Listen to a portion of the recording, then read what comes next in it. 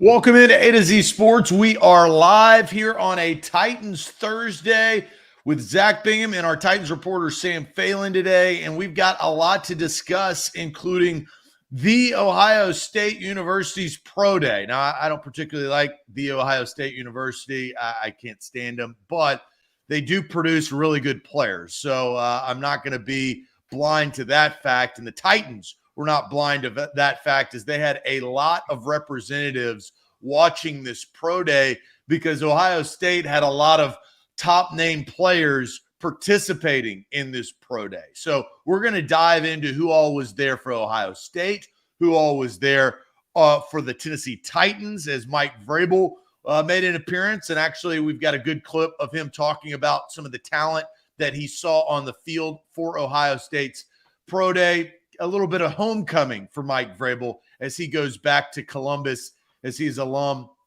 of Ohio State and Ohio State Buckeye at heart. We've seen, the Titans, they drafted NPF last year out of Ohio State. Will they draft another tackle this year? That's some of the questions that we'll dive into. Or will it be a wide receiver to boast that putrid wide receiving core? Let's call it what it is. They've got to improve. Are they going to improve with a first-round pick, second, third, fourth, or fifth, or sixth, or seventh? Who knows what Rand is going to do? But we'll dive into that. And then, it's Thursday. It's not shade day, but it seemed like Mike Vrabel threw some shade at the end of the season on David Long Jr.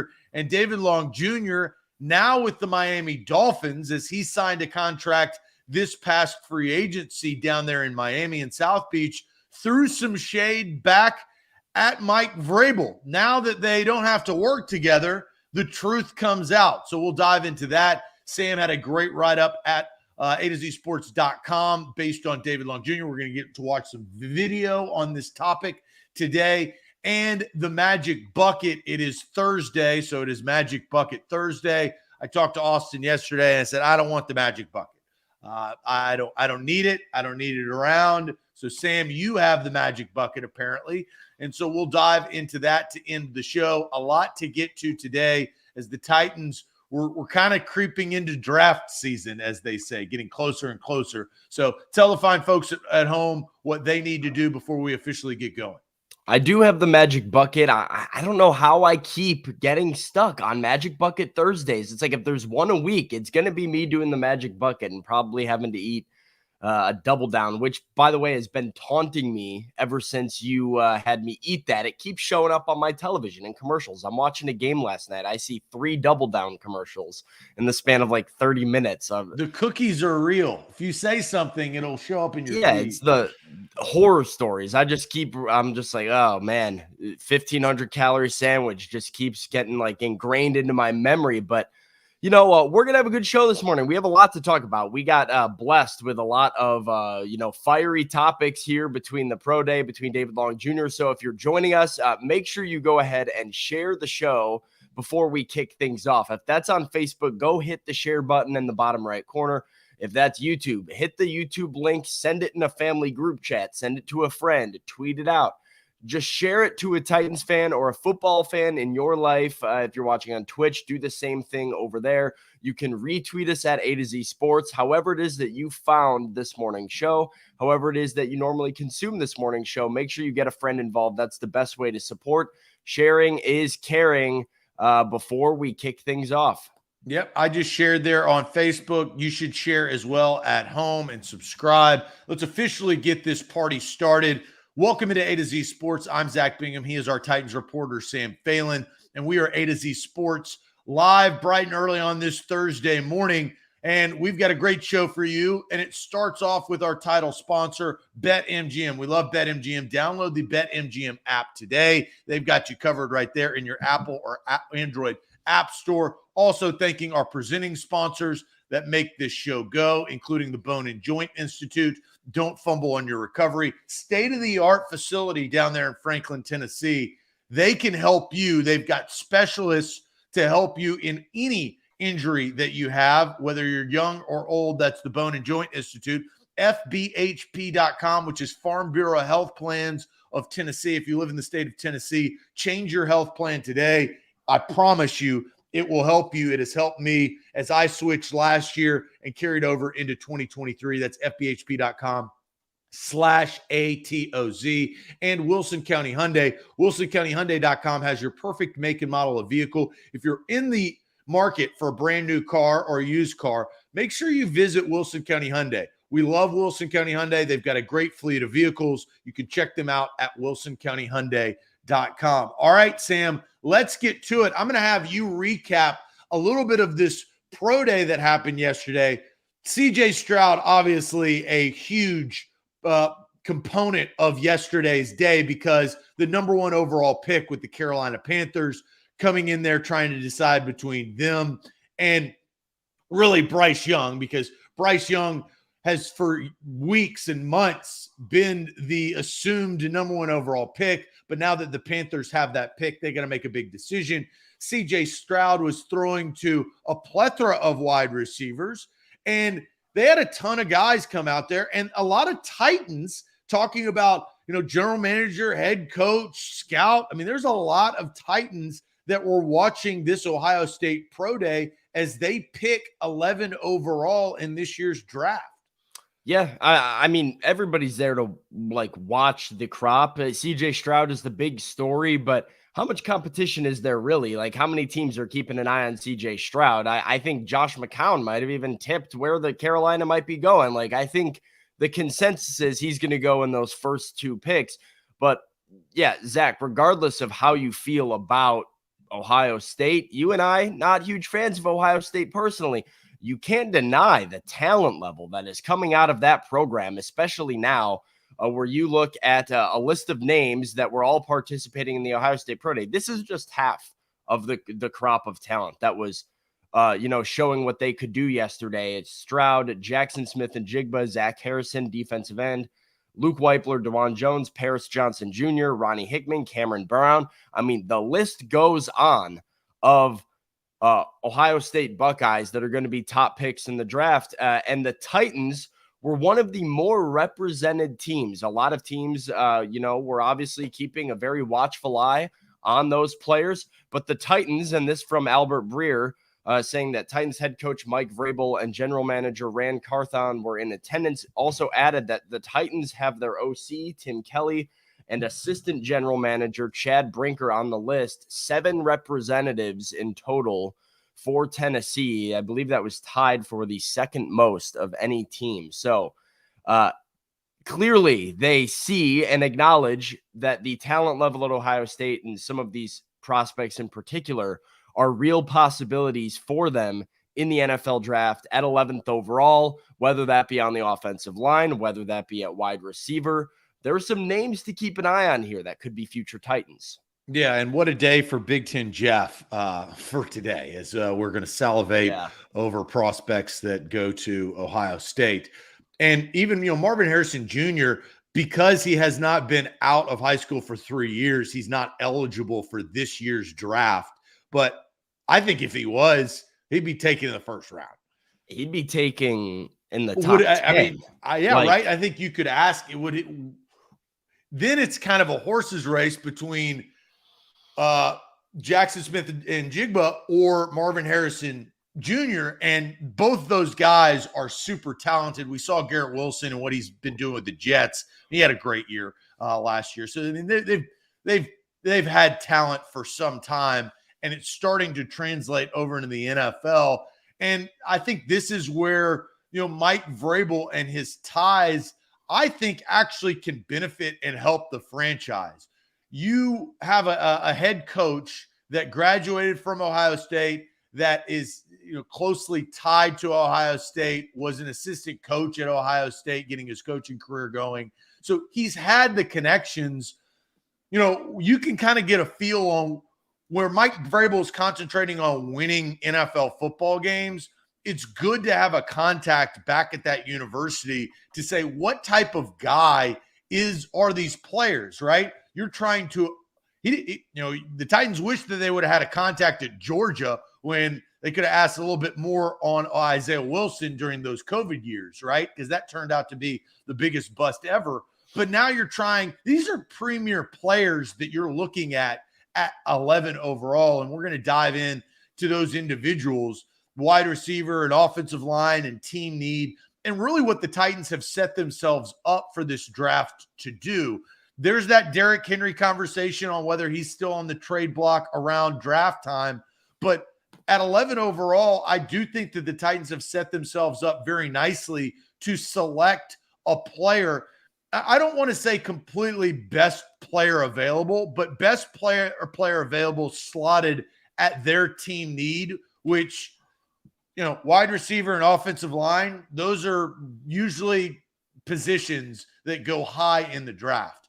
Let's take a look at Mike Vrabel, though, because Vrabel was interviewed yesterday at the Pro Day by a local news station, and he had a lot to say. I think these were some good questions. Now, he dodged a couple of the questions, but I think you could tell in his voice, he wasn't that Vrabel of like, stop asking me questions. Here's one word answer. I think it was kind of that hometown, I'm back in a familiar place.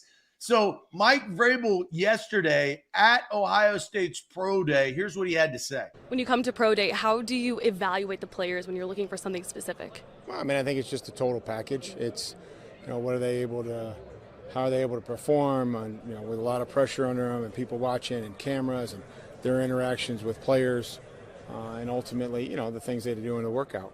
Is there anybody specifically you were coming here to check out in person? All of them.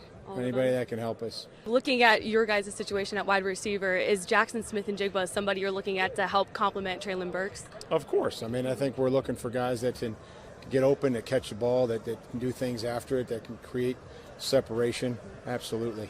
What impresses you about Jackson? Well, I think this his ability to work inside. I think he's got some ability to work outside. So just early on in the evaluation process.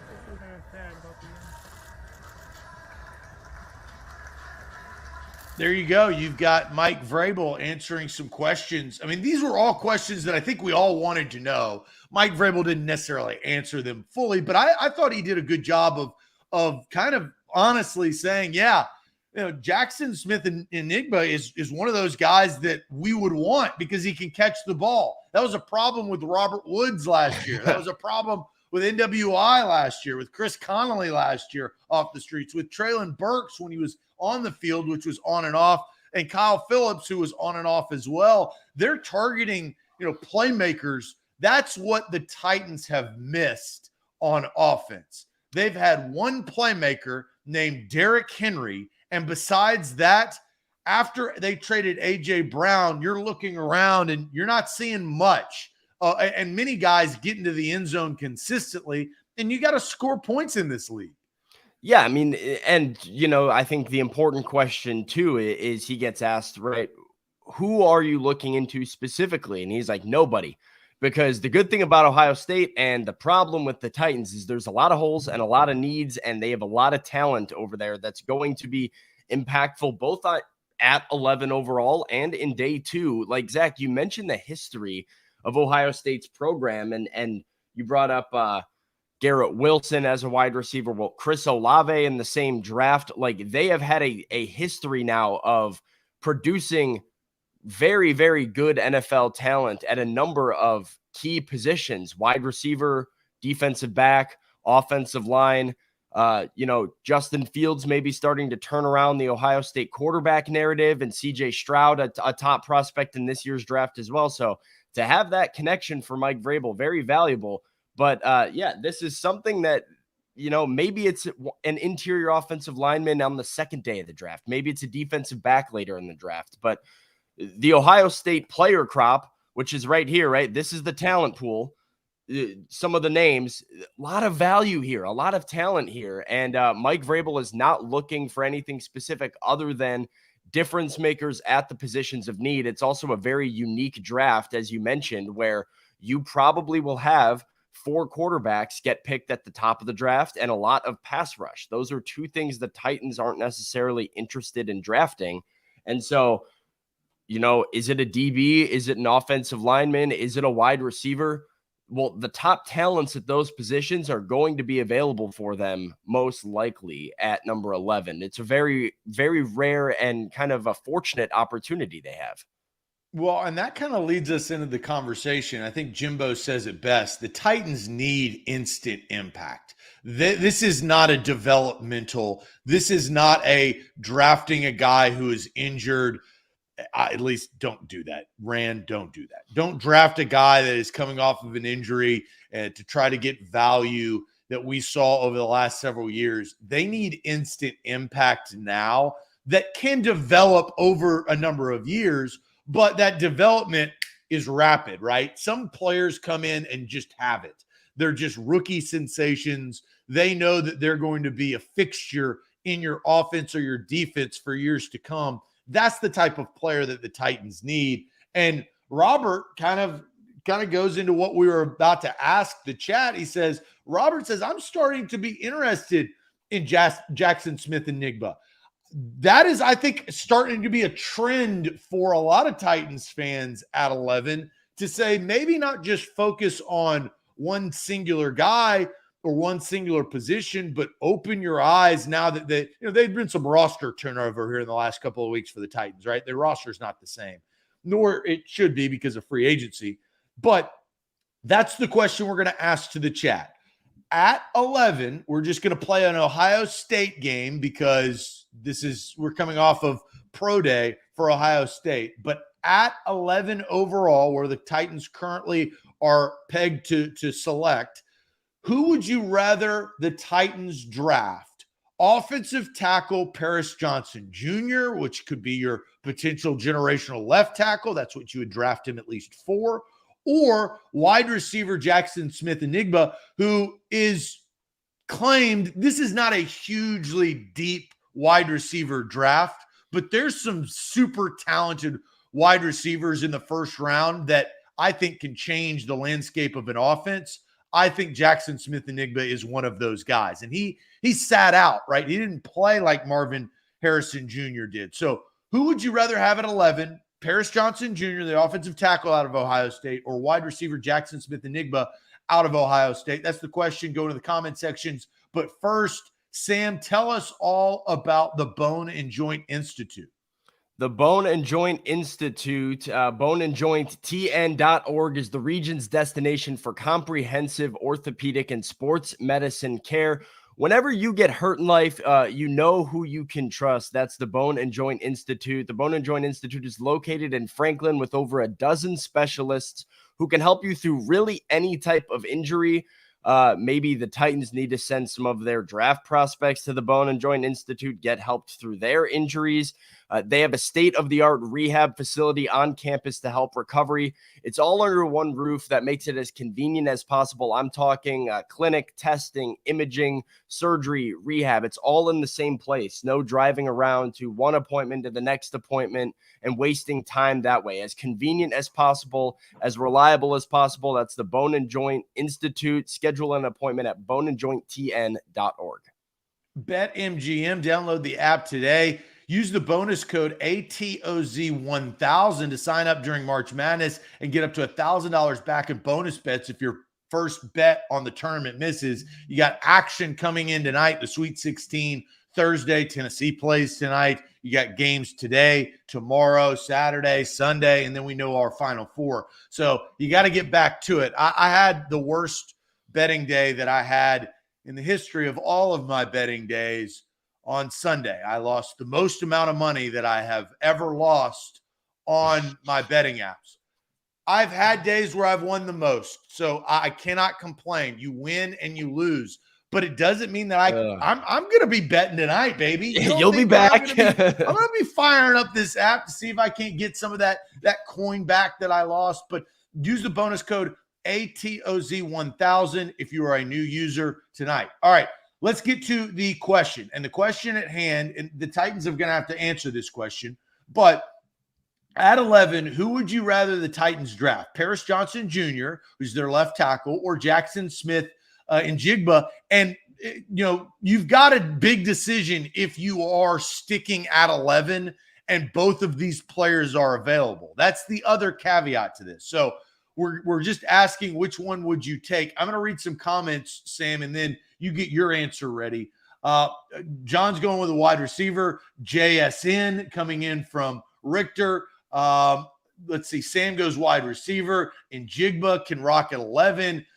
Paris Johnson Jr. from Jason. And these names are tough. They're try names. You've got Paris Johnson Jr. It's and PJJ you've got Jackson and Smith and JSN. Njigba. And this is tough. So you've got JSN or PJJ. So JSN coming in from Jamal, JSN coming in from Beast Mode. Eric goes JSN. PJJ is the pick if you're staying 11 from Tress. Wide receiver from OSU from Pistol Ramsey. PJJ coming in from Christopher. PJJ, no doubt. Wide receiver from Ed. JSN from Matt. JSN from Xavier. Paris from DeMario. I'd take the Paris Johnson Jr., I would add, from Nick Ewing. Paris Johnson Jr. from Tighten Up. PJJ from Alonzo. Any of the wide receiver from Chris Fraser. JSN from Max. Wide receiver from Malachi. Jackson Smith from Allen. Paris, unless the Bears or Falcons get him first. And that's unique because the Bears traded down with the Panthers. They still pick above the Titans at 9. Titan Fox says, then you go get JSN. Robert's going JSN. Look, I think there's a plethora of answers. I don't think that it is all one-sided. Sam, if you had to choose between Paris Johnson Jr. and Jackson Smith-Njigba, who would you choose?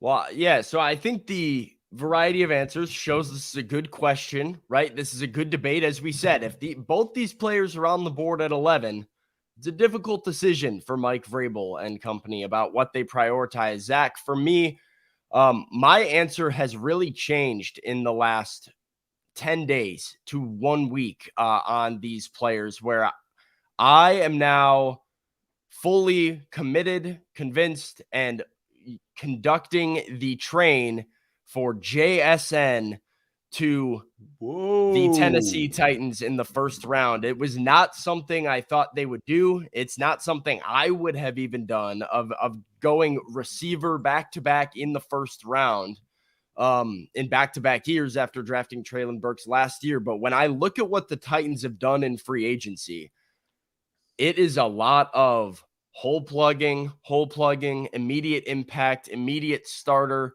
finding ways to get contributors for cheap, and yet they have sat on their hands at wide receiver and done nothing but bring Nick Westbrook-Akine back on a 1-year deal. There are currently only four wide receivers available in free agency that had more receiving yards last season than Robert Woods, and a couple of them you probably haven't even heard of. They just were, focal points of their offense. So the options are running out, and I don't foresee them making a trade for a DeAndre Hopkins or one of the top wide receivers on the trade market. And you have to do something.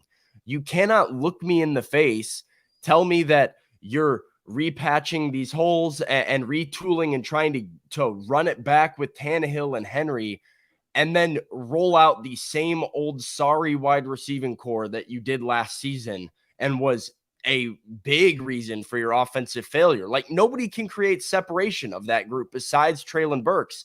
But you take JSN in the first round. Now, not only do you have Burks, Smith-Njigba, Chigakonkwo as weapons for Ryan Tannehill, that core is then there for the next quarterback next year. It's built in place and is here for the long haul, with Burks and Smith-Njigba both having fifth-year options later into their contracts. So this makes a lot of sense. You've done enough on the offensive line where really all you need is a left guard at this point, and I think you can get that on day 2 of the draft. There's a lot of interior offensive linemen, like I said, later, not in the first round. So I go wide receiver, and Jackson Smith-Njigba might have been a top 10 to top 5 pick had he not lost his 2022 season to injury. But this guy, people are forgetting how impactful of a talent he was his sophomore season. All right, Sam, I did not know who you were going to take. That's how the show works, is we don't tell, hey, here's my answers, here's your answers, let's go do the show. That's not how the show works. But it aligns with what I was going to say. in the sense you've changed over the last couple of weeks. I have not. Now, I think I have a stipulation because I know who I would say. Right now, I know who I would say. But I think this is an if something happens, I think you have to change. So here's my thought process. I understand your thought process. My answer has been and is Paris Johnson Jr. because I believe that Dillard's not your generational tackle, okay? Don't get that twisted. He can be a good player, don't get me wrong, but you don't take – that's a risk. This is less of a risk if you draft Paris Johnson Jr. Here's my stipulation. If the Tennessee Titans expect Derrick Henry to be on their roster for the 2023 season, I think that you have to draft Paris Johnson Jr. Really? Yes, because that is going to get the most out of your asset. I would have said the other way. Well, here's the philosophy. Here's the philosophy. You are trying – Derrick Henry is you're going to draft a wide receiver during this draft, right? So don't get me wrong. You may draft a wide receiver in the second round too. So you may, I mean, there's talent. It's not talentless. But here's the philosophy, Sam. You're going one more year to try to get the most out of Derrick Henry, right? And help your quarterback to a degree and protect your quarterback. Why did the season go down the tubes last year? The offensive line. Yeah, exactly. I mean, you had Derrick Henry. I hear that. For 1,500 yards. He was stellar at times. He had fumbling issues, so don't get me wrong. But the reason why you fumbled away your season and lost to the Jags and lost all those games down the stretch, 7 straight, was because you couldn't protect your quarterback. You have to change that. I agree. I hear that. Obviously, offensive line will help Derrick Henry. So I guess you would say draft Paris Johnson and move Andre Dillard inside would be your offensive line solution. Yeah, I mean, I think that is because now you've checked a lot of you figured out your puzzle. I'm not okay with going into next year with a day 2 wide receiver and Treylon Burks as my only targets. I think almost just as big of an impact on Derrick Henry as a good offensive line has and a good left tackle has, having outlets in the receiving room that Ryan Tannehill can throw to and stretch the field a little bit, create a little balance in your offense, become threatening down the field will help Derrick Henry just as much. So, that's where I see the benefit of Jackson Smith-Njigba of saying, if you have Treylon Burks, JSN, and Chigakonkwo both all lined up as receivers on a third down, you have a couple of different areas where you can go, and hopefully a healthy Kyle Phillips helps with this too, of guys that can create separation with their speed and athleticism and have reliable hands that Ryan Tannehill can then go to. And the more of that you have, nothing helps a running back more than a good passing game. So I need to rebuild that. That's not how this offense is set up. Don't get this twisted. We've seen the offense. We know what the offense is with Derrick Henry. You are not going to completely change and transform this offense. Tim Kelly's not going to do it. God knows Todd Downing hadn't done it the last 2 years. Don't think that this thing is just going to, oh my gosh, magically change into 2020 and everything's going to be all. That's not how this is set up. They don't have the players or the structure. If you have Derrick Henry on the you know what's going to help Derrick Henry the most? Guys that are blocking in front of Derrick Henry and guys that are protecting the quarterback so Ryan Tannehill is actually on the field. It's about a drop-off. If you don't have a stable, I'll ask you this question, Sam. If you don't have a stable offensive line, which do you believe that they have a stable offensive line right now? No, I mean, not. No, I mean, you have no, that's a hell hole. no. They don't. There's holes all over it. They were decimated. They had to restart altogether on their offensive line because Lawan was released, Ben Jones was released. NPF is still a question mark. Nate Davis is no longer on the team, and you're the left guard. Now, they've supplemented some of those holes, but this was Switzerland Swiss cheese. It wasn't baby Swiss, Sam. They had massive holes. And that's why you take Paris Johnson Jr. Now, here is on the other side of the argument. If Derrick Henry is not going to be on your football team, I now know that the offense is going to be different. So if you're going to trade away Derrick Henry for a second, third, fourth, I don't know what you're going to get, right? But you better get something. That is a conversation for another show. If you're going to trade away Derrick Henry and he's not going to be the focal point of your offense, that's when I believe you draft a talent first wide receiver, which is Jackson Smith-Njigba. And if he can come in, and now Ryan Tannehill has a completely different look on life. Your protection's not going to be as good, but your wide receivers are better playmakers. Treylon Burks in year 2, Kyle Phillips in year 2, Njigba in year 2, Conquo in year 2. And now you're good. Tim Kelly's offense is throw the football. And you're now going to Tim Kelly is going to be able to experiment. You want Tim Kelly to be the offensive coordinator for years to come because that means that he's doing a good job, right? He now has to transform, and you're completely different. This is not your mama's Titans, run the ball, play action, pass the ball.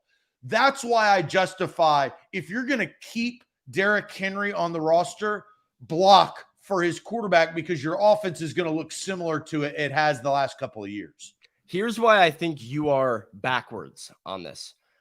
Would you agree keeping Derrick Henry on the roster means the Titans are attempting to not go all in, but the goal is to retool and be as competitive as possible this season? I think that if Derrick Henry is on the roster, they're just not willing to rebuild.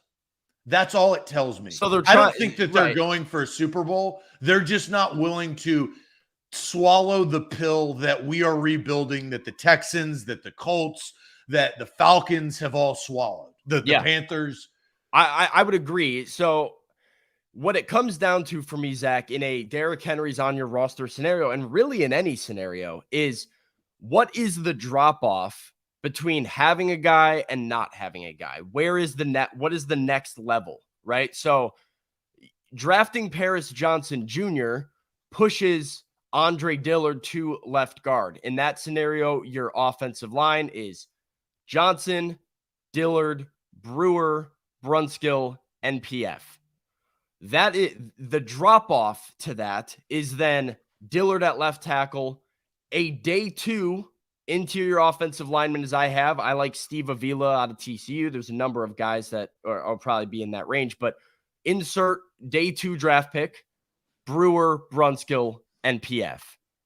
But you have Treylon Burks, Jackson Smith-Njigba, and Chigakonkwo versus not having that guy, having a round 2 or round 3 wide receiver, and really not having any proven talent in your wide receiving room or any proven talent that can create separation and be a threat to you down the field. But when I look at the drop from what the pick would be with JSN to what the consolation prize is and what the rest of the wide receiving core looks like, that is a bigger need and a bigger drop off if you miss on him than where you're at if you draft Paris Johnson Jr.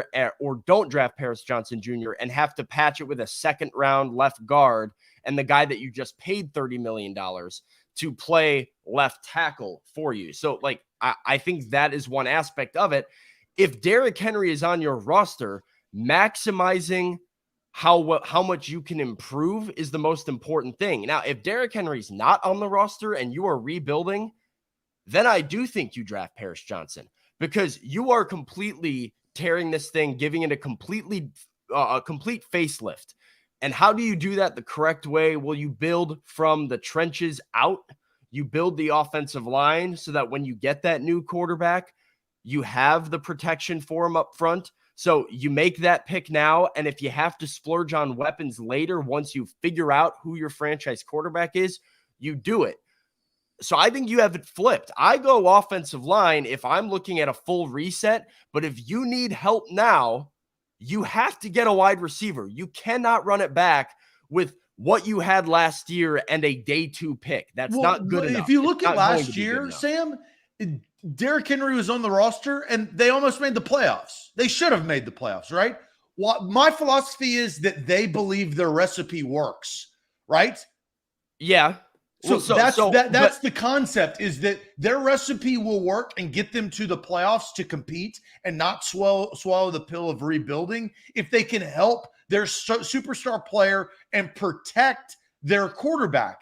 They would tell you, and Sam, you would tell us, that if Ryan Tannehill was playing all 16 games, do you think that they would have made the playoffs? Yeah. Yes. So that's the recipe. That's what I'm saying.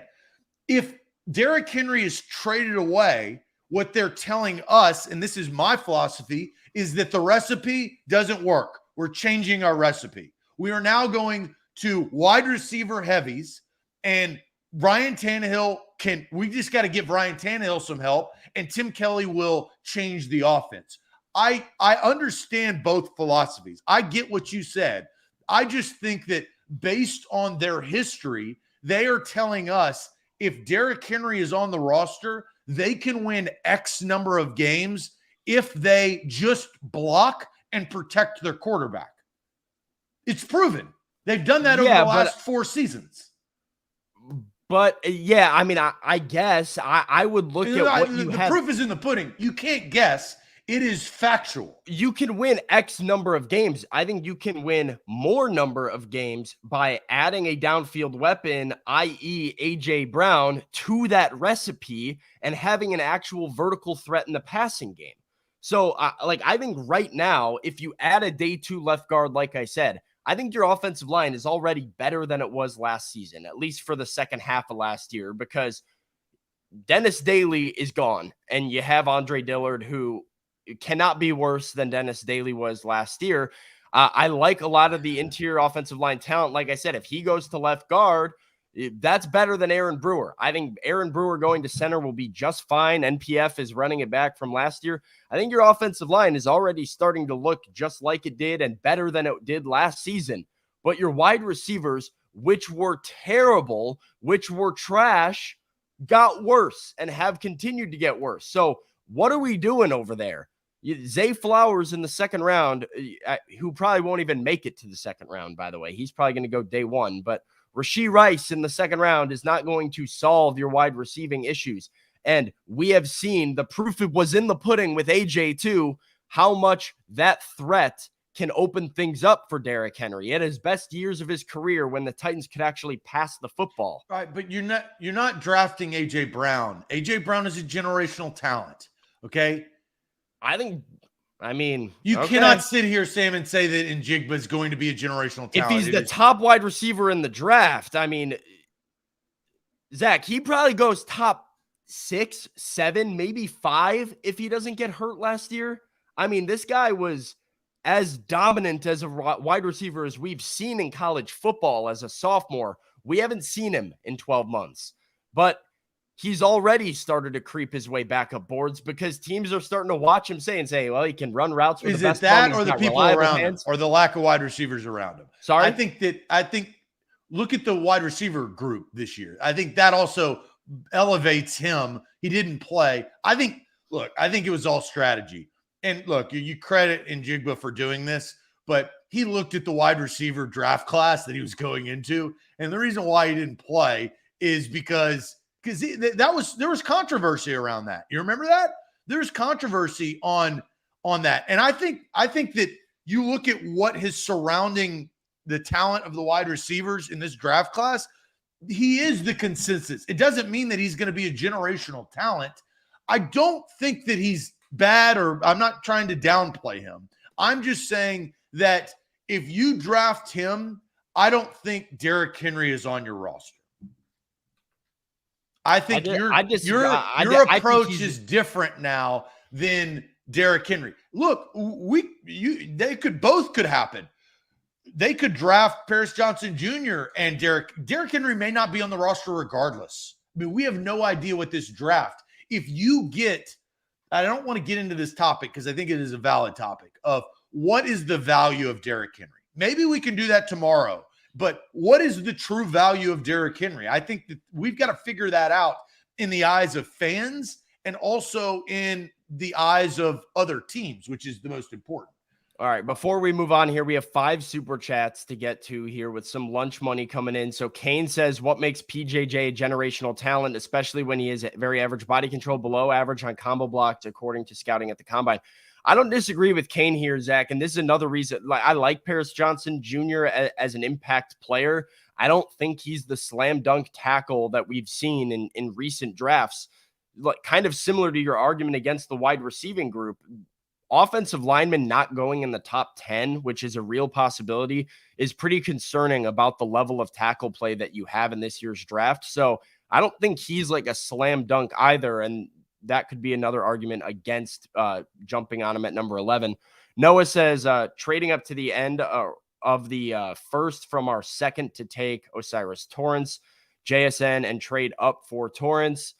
Another one of those guys that very good interior lineman, probably more of a guard that is available at the end of the first or the beginning of the second. I think that is another name that kind of makes my point look good. I agree with that, Noah. I think you have a lot of names in that end of day 1, beginning of day 2 range that you would feel really confident about being a day 1 starter as your left guard. William says Titans 2 offensive line free agents are pass blockers, not run blockers. Also true. I mean, this is, I guess, the counterpoint to that is Aaron Brewer, who they're moving to center, while his pass blocking is masked at center more than it is at left guard. He's more of a run blocker. So they have a combination of both, but it would seem like they are prioritizing protecting the quarterback. Who does he throw to? Danny with $10 says, even with all the offensive line moves and with knowing the injury rate in the NFL, we have zero depth. He's with you, Zach. Offensive line in the draft, you need the depth, you need the talent now. And then Elks says, Zach, he was hurt. 1,000% he didn't back out. Regarding well, that's your opinion. But why I brought that up is he played 3 games this year, and then the injury was a hamstring injury. Yeah, it was hamstring, and he played 3 games with limited reps in those games, and then missed a lot of the season here. We have, what is this here? It was a hamstring. The Titans fans, you guys know about hamstrings. Soft tissue. Right? Soft tissue. Mike Vrabel knows about hamstrings. There was controversy that why did he not return for his team late in the season? They were competing for a national championship, correct? Yeah, they were. They certainly were. I mean, they were in the college football playoffs, So the controversy is, why did he not come back? Hamstrings, that was damn 8+ weeks. Yeah, it must be a pretty serious hamstring injury. I don't know the details of it. I don't know if he tore something or if it was just whatever it was. That's why I brought that up. What I think, this is my personal opinion, I think he was advised to sit out the entire season because they looked around at the wide receiver draft class of 2023 and said, you're going to be a guaranteed first-round pick, maybe even a top 10 pick, if you don't do a damn thing. And so somebody advises you to do that. I think that he took that advice. That's controversial.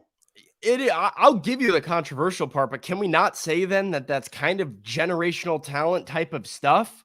Like I expect Jackson Smith-Njigba, if fully healthy, there's an if there, the hamstring is a concern, but if fully healthy, to be the Garrett Wilson, Chris Olave type of impact guy on an offense. Like, I think he becomes an immediate number 1 or high-end number 2 in the league. And that is exactly what the Titans need. Andre says, no O-line can give a QB. I don't know exactly what that means, but he says our wide receivers need to get open. Burrow has a bad line with the top wide receivers. We need to focus on both positions in the draft. Yeah, these are the 2 biggest needs, right? And so this is why it's a good conversation. 2 needs, 2 players of similar caliber / concern coming out of the same school. When the Titans are keeping a watchful eye on both of them, who would you rather have? I think you get more, you get better as a collective with JSN Zach, you are in the offensive line boat, and I think we've kind of exhausted that. So let's move on to David Long, right? Yeah, let's move on to Dalen Long here. We'll go with Elks. As this is Big Ten Jeff. This is what it is. This is Big Ten Jeff's burner account. So let's also recognize this. So let's take every single thing that he says with a grain of salt when it comes to Ohio State. And I just told you exactly what happened. The 3 games, I can tell you the 3 games that actually he played. He played against Iowa, Toledo, and Notre Dame.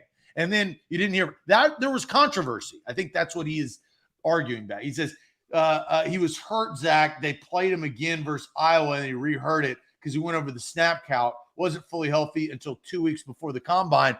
There was 8 weeks between Iowa. That is true, though. He didn't run at the combine for a reason. So,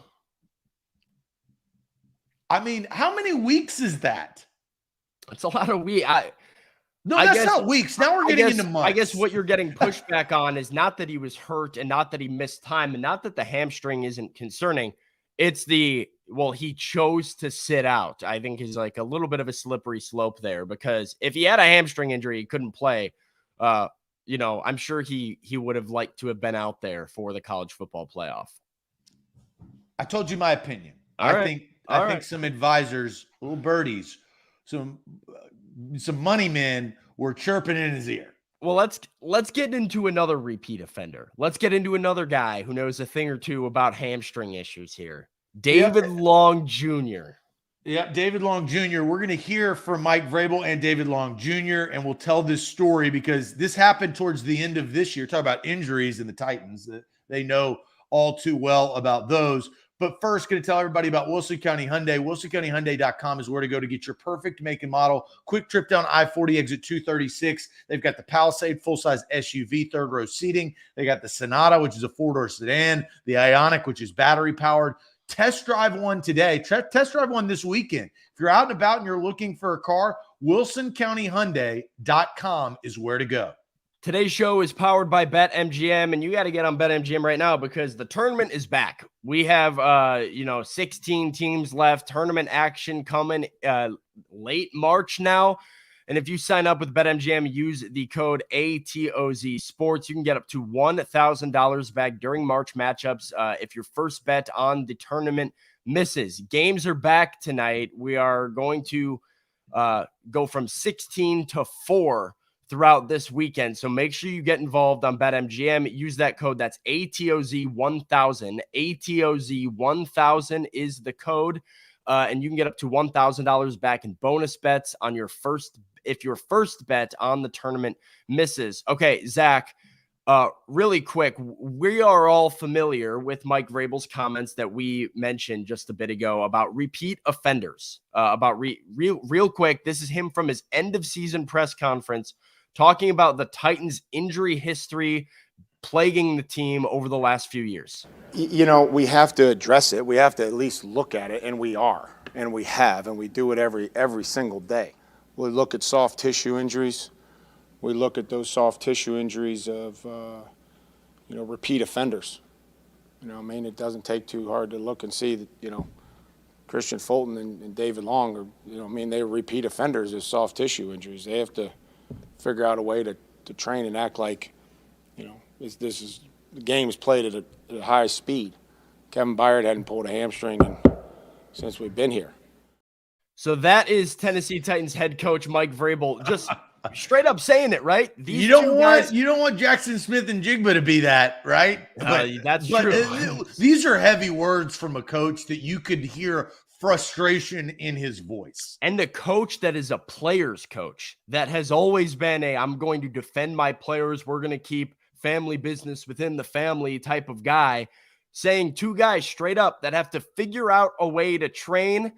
I spoke, this is kind of the quick timeline. I spoke to David Long Jr. in the Titans locker room an hour before then. He was speaking like a guy that wanted to be back with the Titans, that kind of assumed he would be back in Nashville, saying, well, we need to figure it out next year. We are going to bounce back.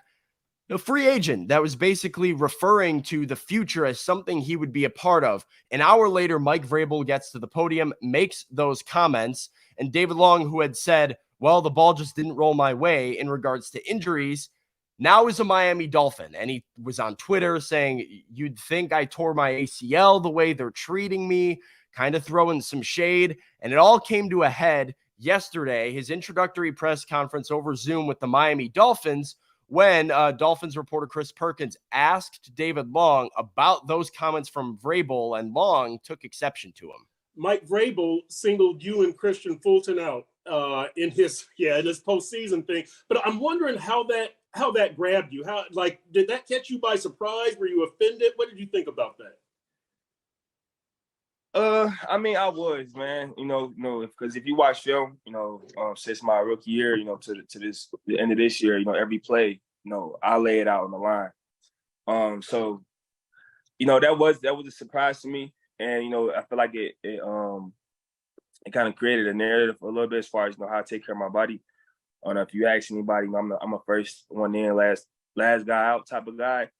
So, and and he knows that as well. So, it really just put a little, what would I say, like a bigger chip, like I know what type of player I am, and then that wasn't discussed to me as well.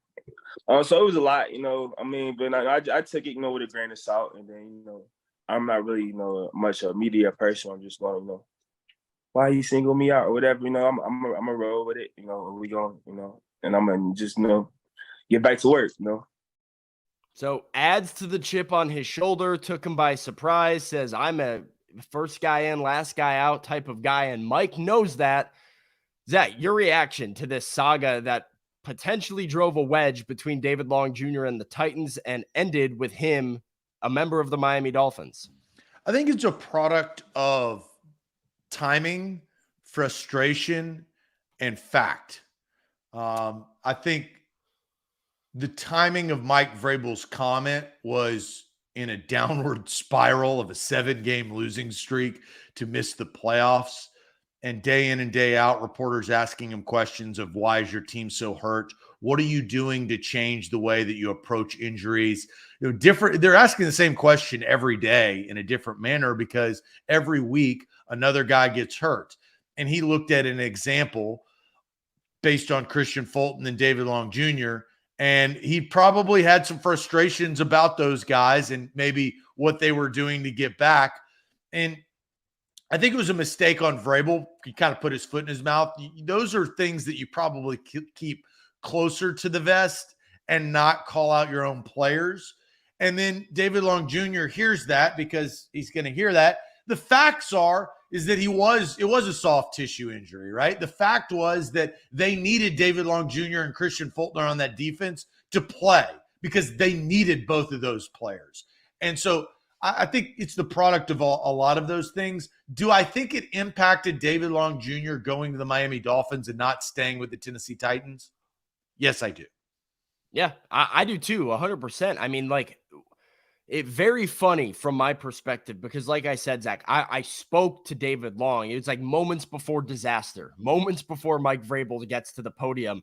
And he was as optimistic as ever that he would be a Tennessee Titan. And you got the sense throughout free agency that, well, he's not really, all that set on being a Titan anymore. The Titans obviously weren't too keen on bringing him back, because 2 years, $11 million, they opted to let him sign that with the Miami Dolphins, not match it or not, give him more money. And they go for Azeez Al-Shaair as his replacement at inside backer instead. I think David Long does have a gripe, though. There's no hiding from the fact that he said soft tissue injuries. It's an issue in his career, and Mike Vrabel is in the right for being concerned and frustrated by that. Like, you don't want soft tissues. And when you see the same guys being those repeat offenders, it can be very, very frustrating. I think he's in the right there. But I also understand David Long saying, whoa. To say I'm hurt is one thing. To suggest that it's because I don't train hard enough or that I have issues taking care of my body is a different thing. That created a narrative, even within Titans fans and Titans media, of, well, is David Long lazy? What is David Long doing that Kevin Byard, is not doing? Or what is Byard doing that David Long is not doing? How can he improve on this? When we learned in the doc talk that sometimes soft tissue stuff can be a genetic thing. based on your build and your muscle mass and your body fat percentage. So I understand why David Long would take exception to comments that throw things like his work ethic and his character into question, especially if he feels like he has established himself within the Titans organization as a hard worker. And to have your head coach, who you thought was a player's coach and riding with you, saying those things publicly, definitely damages a relationship. So I see both sides of it. But I don't think we can just jump in and be like, well, David Long's just salty. Nobody wanted him. We don't want him back. Because, yeah, there's a difference between being hurt and not taking care of your body or not training appropriately. Yeah, well, look, you have to, when you have soft tissue, every day before you go out and perform at whether it's practice or game, you've got to figure out how your body gets ready, how your hamstrings warm up so they don't tighten up or get pulled. And that's a science, right? There is a science to that. And it's how attuned are you to that? I have no idea what the answer is to any of these players. It's their own personal body. Yep. I also think, Christian Fulton caught a stray too. He's playing on the team still, right? Yeah, and he's gonna play on the team. That's what Andre brings up. I know the Titans need offensive line and wide receiver, but with Farley and Vrabel's words on Fulton, just like we mentioned, or whatever's going on with Molden, if one of those top cornerbacks fall, do we consider or late in the draft? I think we got plenty of time to kind of talk about that in the coming weeks, Andre. I think you bring up a point of what is this draft going to look like for the Titans? We know they're going to draft an offensive lineman. We know they're going to draft a wide receiver. They may draft a blocking tight end. They may draft a corner. I mean, these are things of need. They may draft a quarterback. So these are all facts, but they may draft a running back if Derrick Henry's not on the team. You have no idea. Good running back class too. Deep running back class. Right. So we have no idea how this roster is going to be transformed, but that's why we talk about it leading up to the draft in Kansas City in late April. And I think we've gotten through. If Paris Johnson Jr. or if Jackson Smith-Njigba are on the team, I think that's a positive for the Titans, right? We both would like that pick. I wouldn't hate it if Njigba was drafted. I just think that Paris Johnson Jr. helps them long-term because Rand Carthon, as he entered, I think that's a long-term hire. He is trying to build a Super Bowl competing franchise and team over the next 6 years, not the next 6 months. So I don't know. We'll see it all shake out, and we got a lot of time to dive into this type of stuff. Yeah. To totally agree. And like some of those questions about like, well, where might they go if so-and-so falls? That 9 to 12 range is really, really fascinating because and I saw somebody ask me earlier, Sam, are the Bears going to draft Paris Johnson or JSN? I think the Bears are in the same spot and Atlanta's in the same spot. It's like, you're kind of taking the best player available. So if it's a DB, it's a DB. If it's an offensive lineman, it's an offensive lineman. If it's a wide receiver, it's a wide receiver.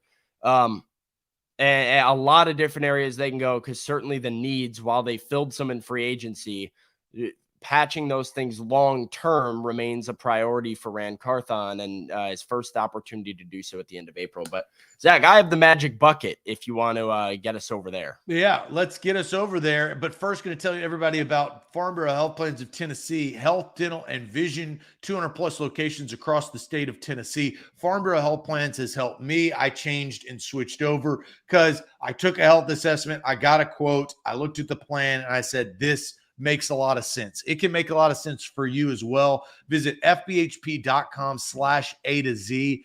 Again, if you're in the state of Tennessee, they have 200 plus locations across the state. You can give them a call. You can go online. Man, they can help you and your family. They've got your perfect plan at fbhp.com/ATOZ. Today's show is powered by BetMGM, the king of sportsbooks. Use the sign-up code ATOZ1000, ATOZ1000, and you can get up to $1,000 back in bonus bets if your first bet on the March Madness does not hit. So there's all these matchups going on. We're going from 16 teams to 4 teams. So bet on the tournament this weekend. Sign up with that code. It's ATOZ1000, up to $1,000 back in bonus bets if your first bet doesn't hit. Visit betmgm.com for terms and conditions. Must be 21 years of age or older. Must be in Tennessee. New and existing customer offer. All promotions are subject to qualification and eligibility requirements. Rewards issued as non-withdrawable bonus bets. Bonus bets expire 7 days from issuance. For problem gambling support, call Tennessee Redline 800-889-9789. Let's get to it.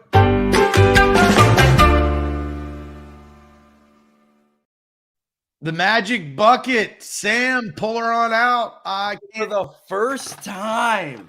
It's got magic powers. Sometimes good, sometimes bad. I've been living with the magic powers for a couple days. I'm ecstatic. My first time pulling from the magic bucket.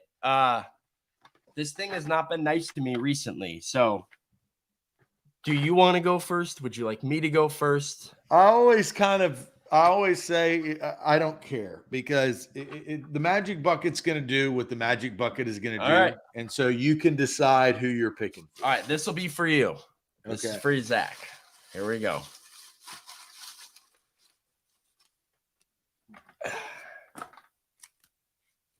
All right. Wear Derrick Henry eye black for a show. I've already done that. No. Oh, that's I actually did that on the Friday before the Giants game to start the season. That's a fun one. I like that one a lot. May not be able to do that for much longer. Yeah. Here we go. Let's go. Another one for you. All right. On the next live show, the puller, Zach, has to wear clip-on earrings and a plastic tiara. Have you done that one? I have earrings. I got an earring right here. Let's see here. It might be time. If you haven't done You know why? Because these are magnetic and I just clipped them onto my microphone stand. All right. So tomorrow, right, we got those clip-on earrings. We need a plastic tiara. Do you have a plastic tiara? Party City? I have a gold crown. But a gold crown. That's up to the chat. I'll let the chat decide. I feel like a crown's it's a tiara. That's what a tiara is. But this is for tomorrow's show. This is tomorrow's live show. I'm not. That'll work, says Jimbo. So all right. So I'll wear the gold crown. I'll wear the Henry gold crown for tomorrow. All right. Well, and Devin's like, why do I have clip-on earrings? Because we've done this before.